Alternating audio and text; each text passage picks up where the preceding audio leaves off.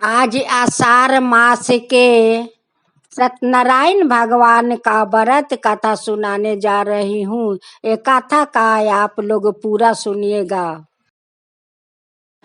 एक गांव में एक बुढ़िया माई रहा करती अपना लूझे बेटी का साथ। कि बेटी का एक हाथ और एक पैर लूझे थे। बुढ़िया माई हमेशा चिंता करती रहती है, मेरे मरने के बाद मेरा बेटी को क्या होगा, कैसे रहेगी और कैसे वो जिएगी। माई का हमेशा ये चिंता सताते रहते थे। एक दिन बुढ़िया माई पूर्णिमा के दिन नारायण भगवान का पूजा रखी थी। माई कहीं गांव में गई हुई थी।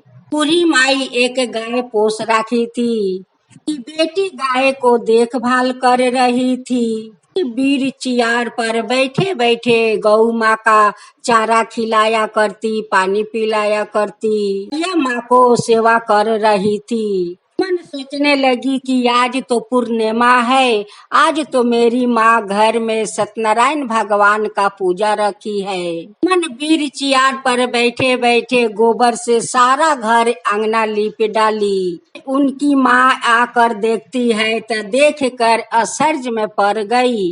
लगी कि मैं ये सब क्या देख रही हूँ, ये सत्यनारायण भगवान का कोई इशारा है और ना चमत्कार है। तो मेरे घर में सत्यनारायण भगवान का पूजा है और मेरी बेटी तो चमत्कार कर दी।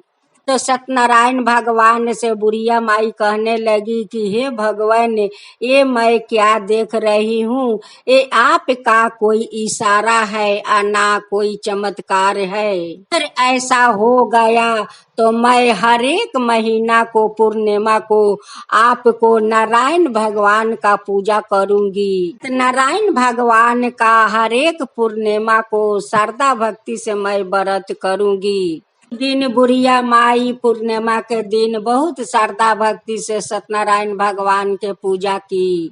वे पूजा समाप्त होने के बाद खा पी कर वो लोग सो गए।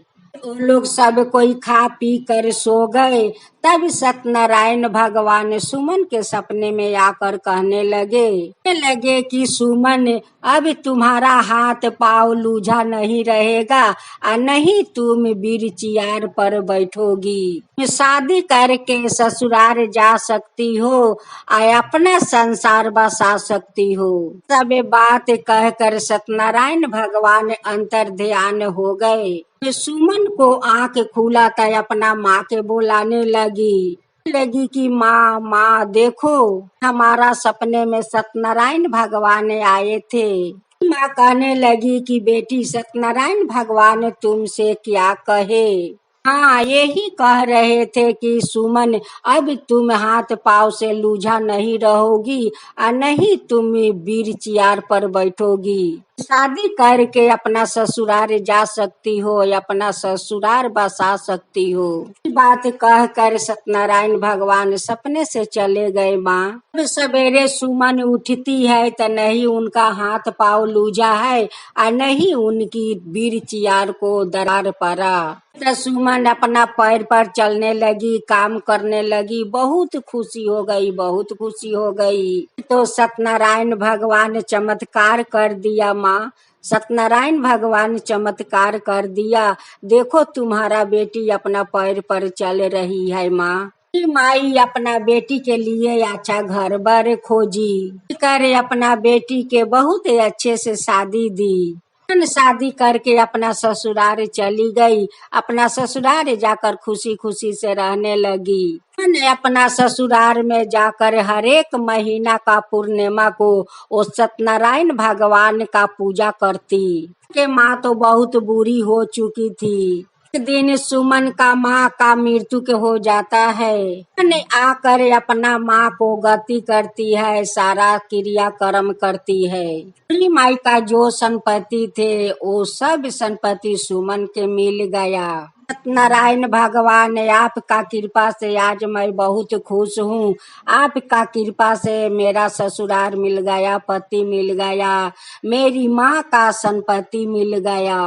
आपको कोटि कोटि मैं धन्यवाद करती हूँ। नारायण भगवान जैसे हम पर कृपा किया, वैसे सभी ने लोग पर आप कृपा कीजिए, सभी ने लोग पर कृपा कीजिए। कहने वाला पर, हुंकारी पढ़ने वाला पर, शारदा भक्ति से सुनने वाला पर, सब पर कृपा कीजिए। हे सत्यनारायण भगवान, सब पर कृपा कीजिए।